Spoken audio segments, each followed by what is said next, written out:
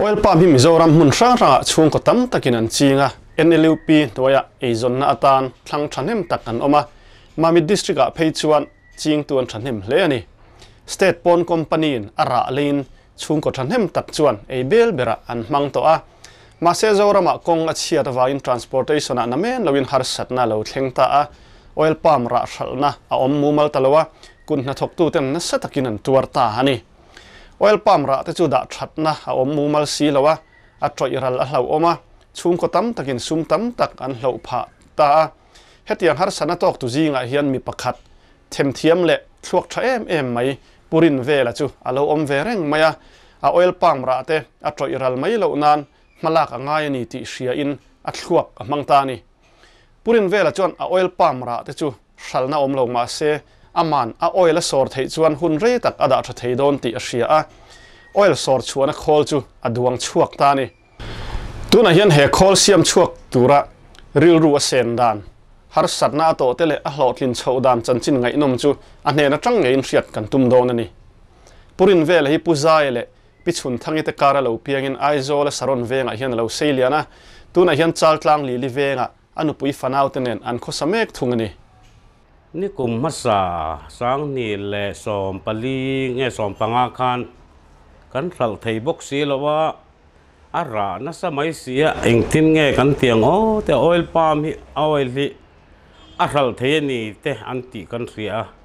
kan denga kan sor mai lo man te ka han ti ve kan denga ma se alo hau tak lu to ka engtin nge o heya changkang zo kian kan siam theng ti kha kan ngai tu ta ti chuan a halar tu te ka han ngai tu ka han welding chop chu ka han siam chop chu ani tamaya he oil palm processing machine kan ti a hi lelama a crude a oil pai zok a chua ka lelama a fe man tlak to lowa oil lak na tura man tlak to lowa kan ti ka alo chuak ta ni chu mi siam tur chuani ka han te sa ka han welding a kan siam chop ania ma ni siam chop liu a kreng tur kha kan thria thiam dan tur chuan needle screw needle an tia hetian avok zang anga kal ma se atop lam kha a fe le a crude a oil pai lam chuana tur kha a ranga siam anga ya wang khan kha phei ka ngai tu kha chuanin kar khat ang vel hi chu zana hin ka thu lol lola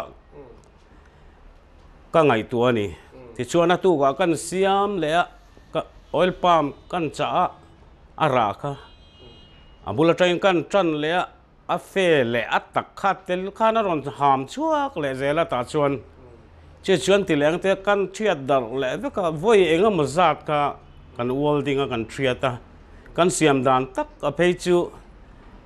ta brake adjuster sab lian de mai hi kan manga ta chuan in welding rod tam tok nen hemi iron rod toy te in chini lek hen katana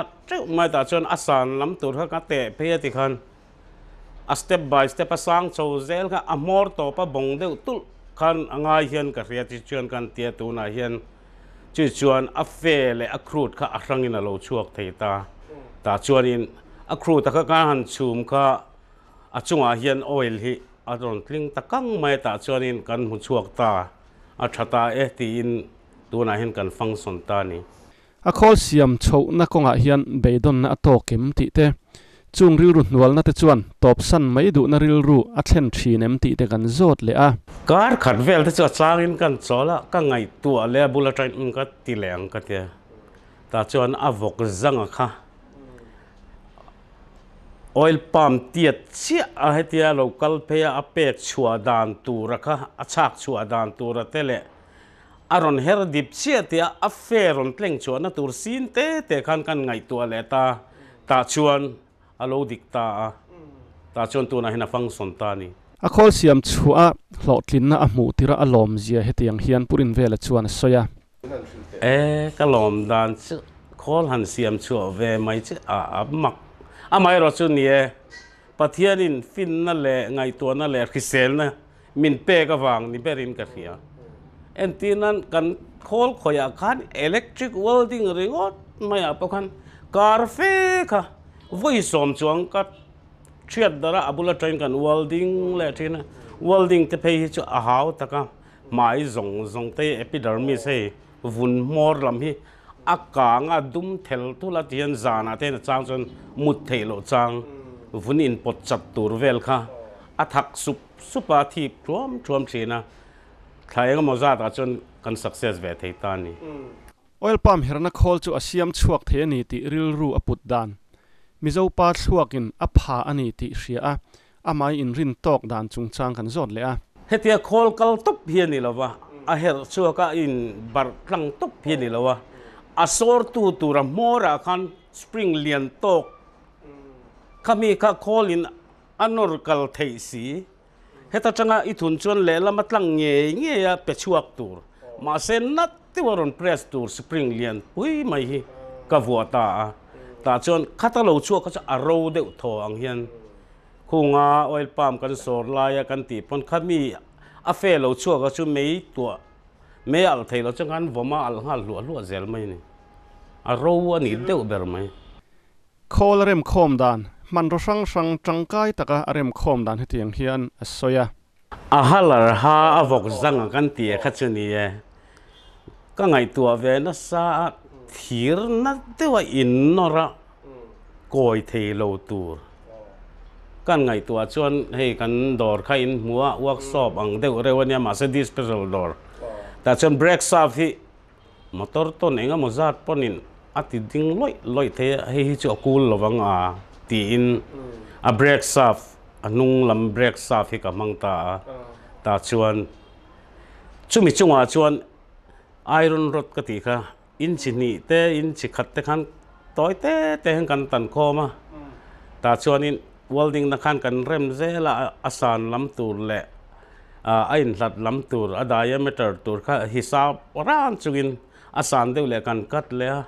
ta chuan a turbine kan tia a khoi nakina kholin muanga khata khan khoi bua khoi thar angaron kochuk in muanga khata aron ham chua dan tur le a fiber kal dan tur kha nakina khol mu huna in rianga chunga chuan khami a halar timaila khami avok zang halar asiam tur kha chuan kha number 1 apoi moni khami tel lo kha chuan in khol kha function lo rim chu ni thuak ne na ti ve de chuangai ni thuak ne lo tan chuan boi thak ve khopang he khol siam chua ma hian eng khol nge lo siam chua ti te kan zota tin a khol siam chua zinga oil palm her chuan hi a hlut berem ti te po kan zot zui bokani tuna hi chuan in kan siam chua to chuan ka hlut ber chu oil palm hi nia a next ho te kha chu hei bel grind ti te sun lu sorna ti te le hemi dry entin nan chang put siam don taila ro chi avai dar chi te siamania chu ta chuan a hlu bera chu oil palm sor na hi a hau tak ber boka hi ning ka sia oil palm sor tur hi om ta treu se ni khata engza vel nge a her chua thiang ti kan zot le a hei hi chu khol kan mana hian rpm sang le ania ma rpm sang a chon ni khata chung quintal fe kan herang zinga tanga tlai ani chon tuna kan khol mana hi chu Crompton company diesel engine te hi nia single cylinder 4 horsepower ania tate ku kwan ni leng in liter thum chawa ya expensive lo khop boka ke ni tan lo nei mi tan chon atang kai khop mai he kholian eng angin nge a oil palm chin na a production a ol samna thlen a khol siam chua ma le a siam chua nu dang lam na thlen dan hetiang hian purin vela chuan soya khol kan nei ma ka chon ka han lowa kan han chum khan anem de an te direct in kan so thei talo rim rima kan deng thei talo rim rima tuna chon direct in chum pong ai lo oil palm kan lo tira kan mala buara kan thuna kan bun hok to maya kan bun china ka chu aron sor zo zel mai sia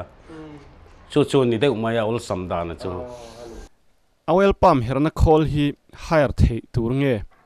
an ron pana an ron herve na tur nge a khol hi ral chuwa thein abuat sai ti te kan zota nie hei hi tuna chon demonstration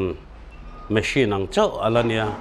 adu tun pat chona aya lian po heavy duty po siam hi chu ka pe reng ani sarkar pon an ti pon azatel po ron ti se a chila siam ve mai ka kain pe reng ani tuna hian chu oil chu engtin nge ati tak zel nie tuna hianin kan oil her chua ni khata khan liter samruk ka chu olte khan kan ron hon maya ma se han ral na tura kha rinai na lo wang ta piana hei oil kan han ti dan chu hei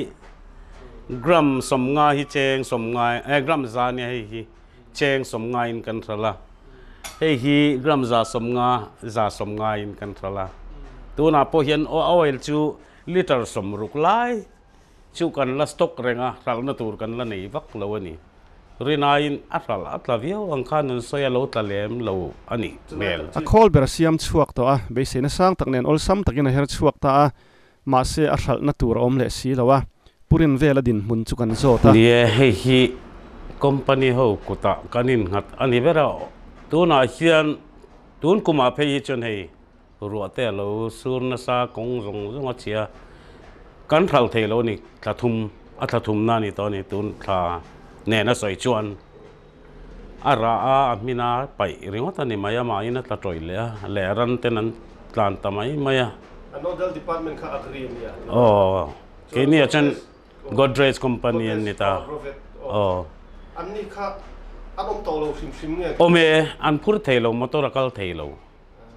enternan ko thanga traina non tran chowa tu idam vela traina non phur chho ta char ke ni leng te ramaching te chuan aron hopa khan aron lot ta ti khan khulama amun puya an keng thamai thin ka nya kal ngai na om si lo ti ngai na om lo ni tu na chon kan tur ta ve kan kong sia abang bo thak ang rang khop maya call function dan han soi thin mai la oil a ral thei box si lova company ho line ara la don po ni se kal kong a that lo wa in he ti hi kan ni ya he kan tur tlok mai khol kan siam po chu rula ro nai ang chau mai hian kan om reng mai don ani tu na chuan nang ni khol siam chuak tu thuak ma uluk ta ngai tu chuaka chu ataka chan tir tura sum seng hun le tha le jung tam tak seng tu in nia azonga zain in boy ani bera nang ni ang ho tan hian Mizoram hi omna atan du thu sa mi ti nge heste da kan lo om kher hi chu kan wa van duai tak iti jok nge he ai hian sum le pai puk turte han omin kan financial institution te po hi han in hong deu jok se iti nge ti te purin vela chu kan han zot le a riat tiam a har khop mai ni e ma ne ra chin hi chu tai ma rim hi chu angai ani ringot ma khoya po mi la han ho sak na vak tur la hi han tunang khovela te chonin tai ma le fing de hi chu kan ngai chu ni ma se Mizoram ma hi chonin mi ring kan tlem wange ni anga he tiang mai hianin hei kan siam chu ka ti ringot ti ni le ringot ta soi thiam po har khop mai amun lian lama po zuk ti la eng vaka khan an lo ngai le si lo kha chonom ziom don chogin ka fe lo ke ya chon I khol hi lom man ni lak pui to em le sign congress a khan ka donga pathum na le zopa khan ka zo hemi science and technology a khan inti siak na khan pathum na tho ka ni ithil siam chuai mi ten a ang chia an siam ve theilo nan anei tu ni na in register turin patent turten ma ila em le nei chu ka dua mai ro chu engine ber hi kan kut koi ani tlat lo ma halar ba kha kan kut koi ba kha om si lo chu chon ba patent tur pon thil boi thak tak chu ni anga ka ti deu purin vela chu oil palm that na te kan han zot le a he oil hi mai noi ate massage nan te le thana te le hair oil nan te cosmetic a po hen an lo mang na savio mai Mizoram a chuan in noi an tamang reng khop mai then khat thing tang a pe chan hey local mi ho te chuan in tho sin min se thei lo ve oil palm oil in noi hian te an lo ti ya tak tak nge mani don ni Rinvela hi anau pan lai atanga thil siam hrat ani nge thil thria hrat ani nge eng wanga khol siam lama tui nge ani te kan han zot zuya kha chu tu na ya deu chau hian ti mai ang kan tle ro lai chen eng vak kan ti lo ram vak mi kan ne sa lampang hi ka bei tur mai kan chat lai deu kan tle ro khobona te kon ram vakin le lui kal hi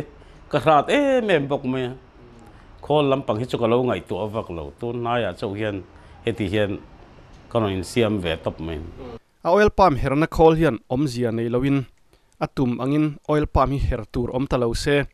he kholi thil danga tan tangkai takin amang thei thoem ti te kan zot zuya tu na mi ka khola ka siama ko chu mun danga man na tan chonin bong sa her dip nan a tha khop pin ka ria oil palm ching to laklo ma se an oil palm ra shalna tur hre si lo ara a chiat mai lo om taka om laklo te kun ha thok tu te tan a khol ang hi order the ni empty te Rinvela chu kan zota ni te reng mai chu tam thayang ber pek chu kan du khop maya ni he khol hi entirnan hei tung kum sang ni som pas sari pe hi chu som pasari pe hi chu kong alo chede veka kal ngai na om lowa sala kan boi ta rim entirnan hetiang khol hi som ni som thum vel lo siam chu kila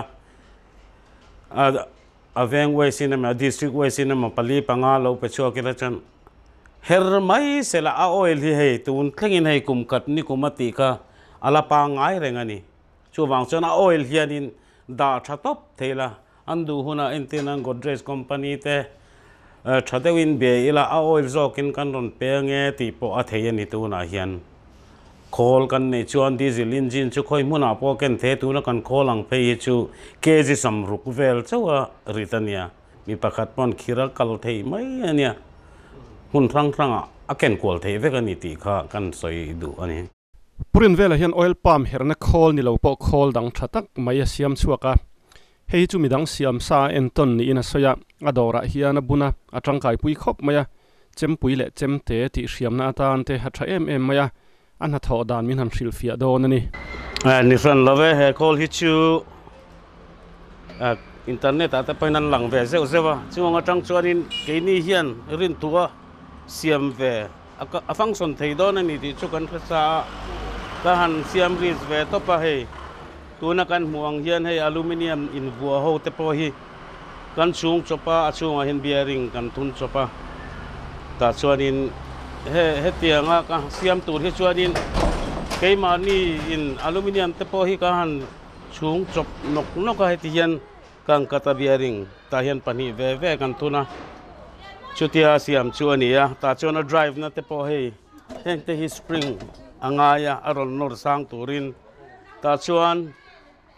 hetiang abel anga hi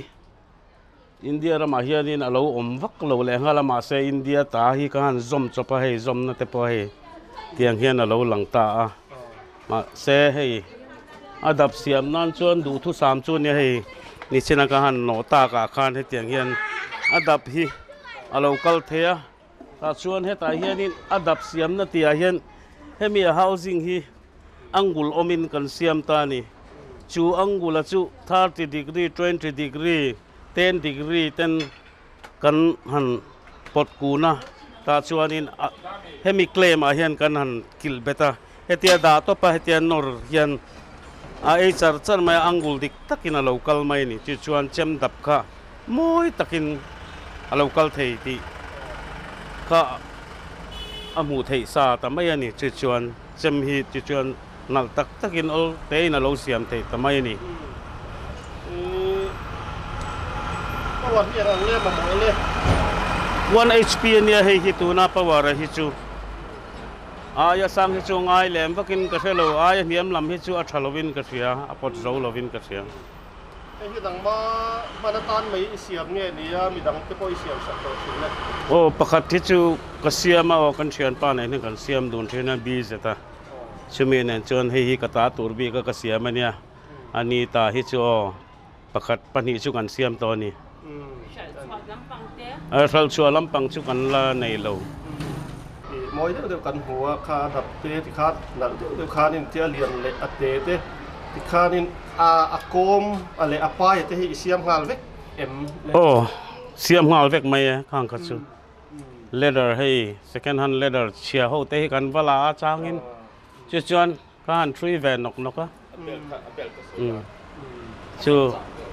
abel ta rim ti ma hi ni chin kan ka han soi te ngil chu abel da hi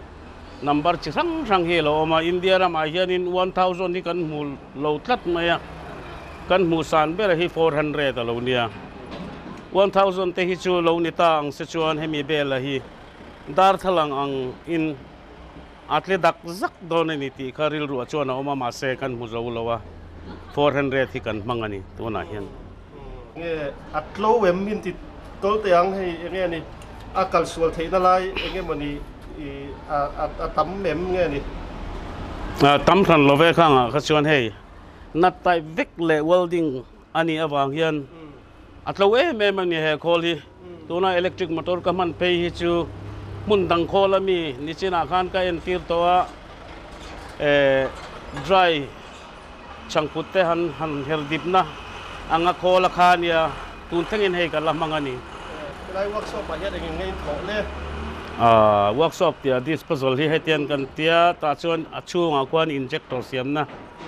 all model call chu kan ei ve chung chuan kan function ve ni